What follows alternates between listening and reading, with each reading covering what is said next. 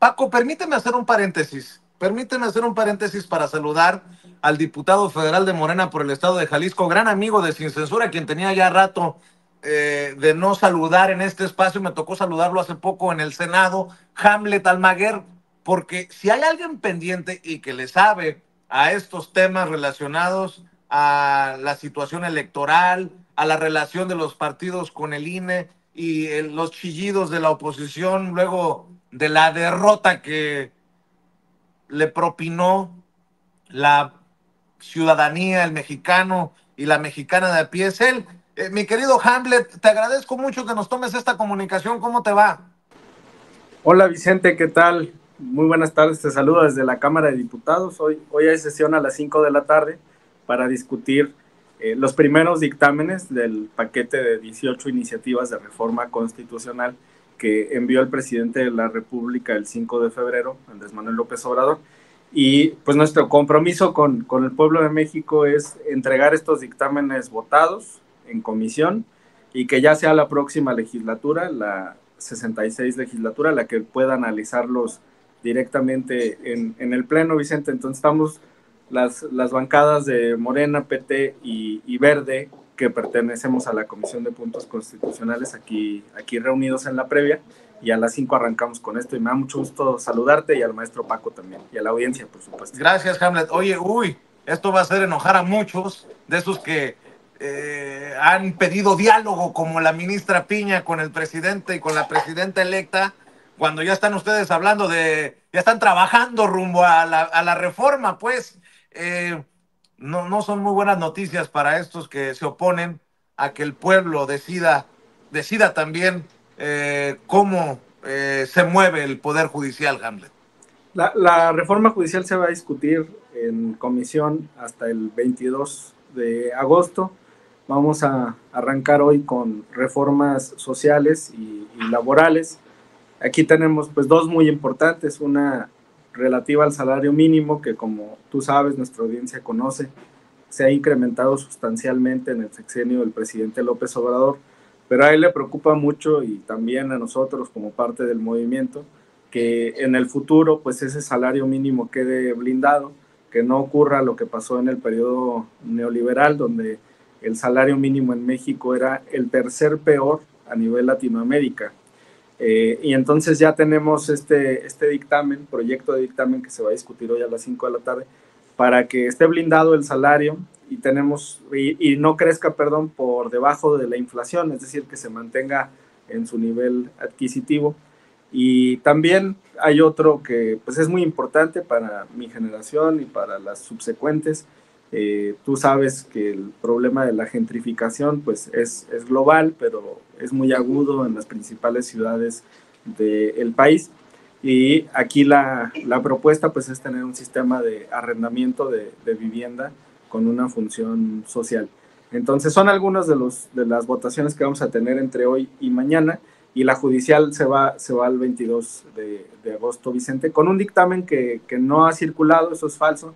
Tienen por ahí algunos borradores previos a los foros, pero el dictamen real, el proyecto, se va a circular el 15 de agosto y lo vamos a discutir. Hamlet, que estoy revisando también lo que dice Guadalupe Tadei, la consejera presidenta del INE, porque ya nada más a esta oposición envalentonada por lo que pasó en Venezuela les falta decir que cobra en Palacio Nacional Guadalupe Tadei, ¿no? Kenia López Rabadán, todos estos personajes diciendo que el régimen de Morena quiere llevarnos más o menos por el camino de Maduro. Locuras, pues. Esto es lo que dice la consejera presidenta del INE, Guadalupe Tadei. El instituto deberá, en caso de que esto se apruebe, entrar en trabajos rápidamente con la Cámara de Diputados para ir definiendo puntualmente lo que sí se requiera para llevar a buen puerto esto, si pasara la aprobación del Congreso. Vamos ahorita a decir que el análisis nos lleva hasta este momento en a estas conclusiones. ¿Tendremos campañas? ¿Cómo serán las campañas? ¿Cómo interviene el Instituto Nacional Electoral en el manejo de tiempos en radio y televisión? ¿Tendrán prerrogativas?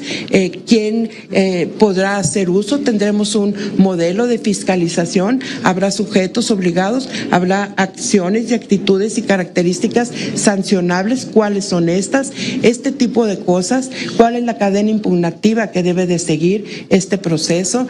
¿Quiénes serán los responsables? ¿Quién entrega la constancia de mayoría? ¿Quién hace el cómputo? ¿Cómo hace el cómputo? ¿Habrá representantes en las casillas? ¿La cadena de custodia se cuida o no se cuida? ¿Tendremos representantes en los consejos distritales y locales? Tantas cosas que tenemos por resolver aquí y tantas preguntas que dejamos hoy en el aire con todos ustedes, porque es importante que sepan que el instituto sabe hacer procesos electorales, pero también sabe que requiere tener claridad en todo lo que va a emprender para que resulte altamente efectivo. Y un proceso de presupuestación acorde con las necesidades y el tamaño del ejercicio que habremos de hacer. Y en la claridad de todos estos puntos es donde entran ustedes, Hamlet. Sí, pues yo celebro que estemos en una etapa de la discusión pública donde estamos viendo el cómo sí. Y nos planteó una serie de dudas que son legítimas, que son adecuadas. Te pongo un ejemplo muy práctico que influye en todos los aspectos de este proceso electoral. Mira, en la elección de junio, del 2 de junio, se instalaron cerca de 160,000 casillas en el país. Sin embargo, sobre todo en zonas metropolitanas, encontramos que una parte muy importante de las casillas son contiguas. Está la básica y luego contigua 1, contigua 2, contigua 3. Lo que está, digamos, sobre la mesa es un análisis de si necesitamos las 160,000 casillas para la elección de los jueces y magistrados o si por el contrario basta con los 85,000 domicilios en donde se ubican esas 160,000 casillas. Teniendo entonces un centro de votación por domicilio, garantizarías que los ciudadanos acudan al mismo lugar donde votaron el 2 de junio a emitir su sufragio, pero que en lugar de tener 5 casillas o 4 casillas, tengas un solo centro de votación, y eso por supuesto que abarata los costos. Eso se tiene que analizar también bajo criterios, digamos, predictivos de qué porcentaje de participación tendríamos en una elección de jueces y magistrados. Es uno de los casos. Otro tiene que ver pues con los insumos que se puedan recuperar, que se puedan reciclar, reutilizar. Todavía hay mesas, mamparas, por supuesto urnas, crayones que son útiles. Y otro aspecto relevante tiene que ver con la capacitación. ¿Quiénes van a ser los funcionarios de casilla? Se tratará de los mismos que ya fueron capacitados y acaban de estar hace un par de meses y se les dará una capacitación complementaria, o hay que hacer todo un análisis novedoso, sortear otro apellido y otra letra y entonces ya sobre eso caminar.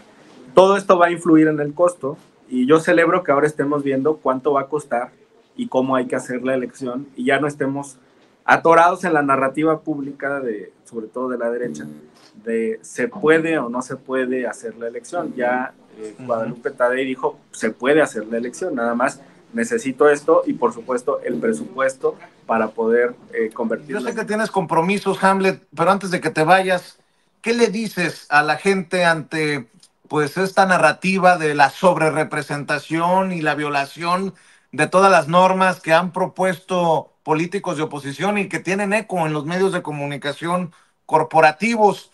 Ayer Gerardo Fernández Noroña toma el estrado, toma el micrófono y les pone una tunda a la oposición. Te he escuchado a ti, te he leído a ti, pero sigue esta narrativa y mi preocupación es que se vaya a confundir gente como la audiencia de Sin Censura ante estos chillidos de la oposición, y perdón por mis expresiones, Hamlet, tú eres muy propio. Sí, bueno, recordarle a la audiencia, tenemos un sistema mixto en el país, 300 diputaciones se eligen en distritos uninominales, el ganador se lleva todo, como ocurre allá en Estados Unidos, y 200 son asignadas de representación proporcional en 5 listas regionales de 40 diputaciones. Se hacen entonces pasteles y se dividen conforme a un número que se llama cociente y que en términos prácticos es la rebanada del pastel. Más o menos, cada 250,000 votos son una diputación federal. Entonces, hemos tenido una coalición muy exitosa en los distritos de mayoría. Nuestros aliados PT y Verde le sumaron votos a la coalición y además ganaron distritos que eran complicados. El Verde, por ejemplo, ganó el distrito 17 de la Ciudad de México, que es Santa Fe. Ganó el distrito 2 de Querétaro, que pues, ha sido una zona tradicionalmente conservadora. Prácticamente ganaron solos en San Luis Potosí.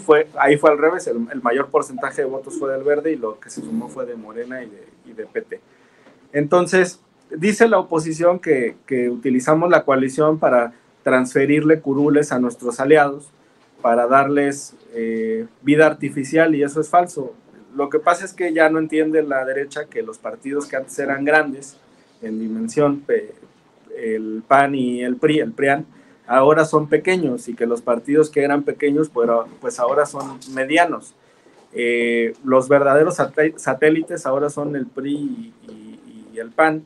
Tan es así que van a quedar muy por detrás en la integración de la Cámara y del Senado. Me llama la atención que en las últimas horas Movimiento Ciudadano abrazó el argumento de Morena. El argumento de Morena es el siguiente: la asignación de plurinominales se tiene que realizar por partido político, no por coalición. Y Movimiento Ciudadano presentó ante el INE un documento en el que alega que la senaduría de primera minoría, es decir, la que se le asigna al segundo lugar, se debe de asignar por partido y no por coalición. Está muy interesante el argumento. En nuestro sistema, el partido que gana se lleva 2 escaños y quien queda en segundo lugar se lleva 1. Y ellos le están diciendo al INE, oye, interpreta que el segundo lugar lo tienes que asignar no por coaliciones, no al PRIAN, sino por cada partido en lo individual. Y así ellos están buscando tener 4 escaños. En el fondo, adicionales. En el fondo lo que están alegando es que el criterio en estos casos de asignación de diputaciones plurinominales, es lo que dice Morena, y de Senado de primera minoría, es lo que dice Movimiento Ciudadano, es por partido político.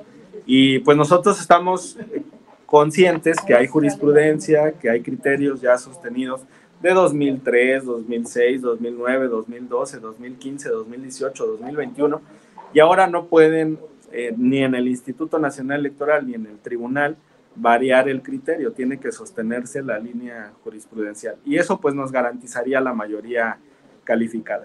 Hay un componente que ahorita está generando movimientos en las integraciones de las bancadas que se conoce como afiliación efectiva o militancia efectiva. Es decir, el INE verifica que las personas que hayan llegado a los triunfos en los distritos o que estén en las listas de representación proporcional, en realidad sí sean militantes del partido político que los postuló o que sí tengan una carrera política en el instituto que los postuló. Y por estos movimientos de afiliación efectiva puede haber una modificación más o menos de cerca de 15 a 17 diputaciones federales, pero eso no afecta a la mayoría calificada. Se tiene que analizar caso por caso, pero podemos estar tranquilos en que aún con ese criterio de militancia efectiva no van a lograr quitarnos la mayoría calificada. Y además, en cuanto a militancia efectiva, las transferencias o el reconocimiento de las curules son dentro de la propia coalición, es decir, tú no eres morenista, tú eres del PT, o tú no eres morenista, tú eres del Verde, o tú no eres verde, tú eres petista, o tú no eres verde, eres morenista, pero las transferencias se quedan dentro de la misma coalición. Por esa razón no veo riesgo en cuanto a la afiliación efectiva, Vicente, y mis pronósticos, pues la verdad es que son muy favorables a que vamos a lograr defender la mayoría calificada que el pueblo de México votó el 2 de junio. Pues yo te agradezco que compartas con la audiencia de Sin Censura, Hamlet, que también este compromiso lo hagas siempre posible, en la medida de tus posibilidades, con esta audiencia, y te mando un abrazo, a seguirle dando, estamos al pendiente de lo que hacen. Podemos no estar en contacto, la gente te puede no ver en Sin Censura porque andas corriendo y nosotros también, pero tú sabes que se te admira, se te respeta y se te agradece tu compromiso con la audiencia, Hamlet. Gracias, Vicente, y pues procuremos retomar las participaciones. Les mando un abrazo. Muchas Saludos gracias, a como todos. siempre. Échenle Bye. ganas. Diputado del partido Morena de Jalisco, Hamlet Almaguer, hablando con nosotros.